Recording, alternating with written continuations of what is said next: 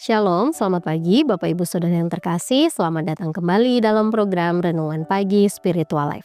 Perenungan kita pagi ini akan melanjutkan ayat yang kemarin, yaitu Keluaran pasal 23 ayat 4 dan 5. Dan judul renungan kita pagi ini adalah kasih yang melampaui kebencian. Demikian firman Tuhan. Apabila engkau menemukan lembu musuhmu atau keledainya yang tersesat, segeralah kembalikan binatang itu kepadanya. Apabila engkau melihat keledai orang yang membencimu rebah tertindih bebannya, janganlah engkau enggan menolongnya. Bersama dengan pemiliknya, engkau harus melepaskan bebannya. Saudara yang terkasih, ayat yang baru saja kita baca ini ayat di mana Tuhan memberikan hukum kepada orang Israel tentang bagaimana mereka harus memperlakukan musuh mereka.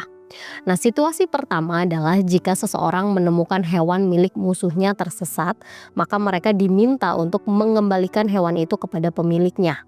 Hal ini menekankan kewajiban untuk menolong dan bukan berpaling atau pura-pura tidak tahu. Nah, situasi kedua ini adalah ketika hewan dari milik orang yang membenci mereka jatuh karena beban yang terlalu berat, maka dalam keadaan tersebut mereka diperintahkan untuk tidak membiarkannya tergeletak tetapi ikut membantu melepaskan bebannya meskipun itu adalah ternak dari orang yang membenci mereka.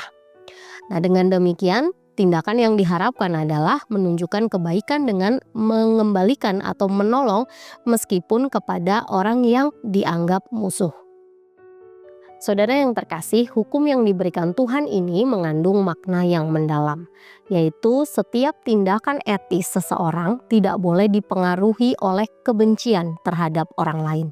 Meskipun dalam budaya masyarakat pada saat itu, mereka dianggap tidak memiliki kewajiban untuk menolong musuh atau orang yang membenci mereka. Tetapi berbeda dengan perintah Tuhan, di mana kebaikan terhadap musuh itu bukan sekedar pilihan, tetapi sebuah kewajiban moral di hadapan Allah. Jika seseorang mendapat kesempatan untuk menolong, tetapi sengaja mengabaikan kesempatan itu, maka dia sedang berdosa. Dengan demikian, umat Allah pada saat itu dibentuk untuk memiliki kasih yang murni, bukan kasih yang terbatas hanya kepada orang yang menyenangkan mereka saja. Perintah ini juga melatih hati mereka untuk melepaskan ego, menundukkan kebencian, dan menyalurkan kasih yang mencerminkan karakter Tuhan. Saudara yang terkasih, saat ini kita pun hidup di dunia yang dipenuhi dengan kebencian, permusuhan, dan juga pembalasan. Tetapi seperti prinsip dalam firman Tuhan hari ini, kita diajarkan untuk tidak membiarkan kebencian menyumbat kasih kita kepada orang lain. Ketika kita menolong bahkan orang yang pernah melukai kita sekalipun, maka kita sedang menyalurkan kasih Kristus yang melampaui logika manusia. Misalnya jika ada orang yang pernah memfitnah kita sedang mengalami kesulitan, maka menurut pandangan manusia sebenarnya kita tidak diwajibkan menolong. Tetapi sebagai orang percaya, kita harus tetap memilih untuk membantu mereka. Sebab kasih yang sejati bukanlah reaksi terhadap kebaikan, tetapi keputusan untuk tetap berbuat baik kepada siapapun. Setiap kesempatan menolong musuh itu adalah kesempatan bersaksi tentang Tuhan yang penuh kasih dan rahmat. Oleh sebab itu, jangan biarkan kebencian menghalangi kasih kita kepada orang lain, tetapi biarlah setiap kesempatan itu menjadi ruang bagi kita untuk menyalurkan kebaikan. Saudara, mari kita berdiam sejenak, menenangkan batin kita dan mengambil waktu untuk merenungkan firman Tuhan yang baru saja kita dengar. Bagaimanakah reaksi saudara ketika melihat orang yang pernah menyakiti saudara sedang mengalami kesulitan?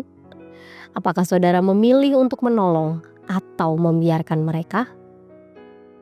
Biarlah melalui firman Tuhan hari ini kita menyadari bahwa Tuhan memahami pergumulan batin kita ketika berhadapan dengan orang yang pernah menyakiti kita. Kiranya Tuhan juga memberikan kita kekuatan sehingga kita dapat melihat mereka dengan kasih Kristus dan bukan berdasarkan perasaan benci. Biarlah setiap tindakan kita memancarkan kasih dan kemuliaan Kristus.